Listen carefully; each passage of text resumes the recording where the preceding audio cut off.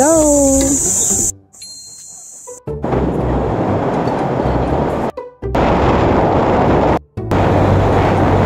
Maraming meron naman dito. Kaya pupunta din tayong maggagala sa Anda sa Bundoy. Pero hindi tayo marito. Padayoy lang natin sa mga pinakamagandang sandbar sa Anda.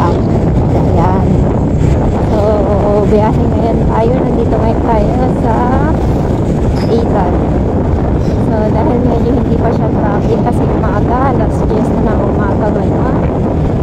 So, baka hapon na pag-uwi.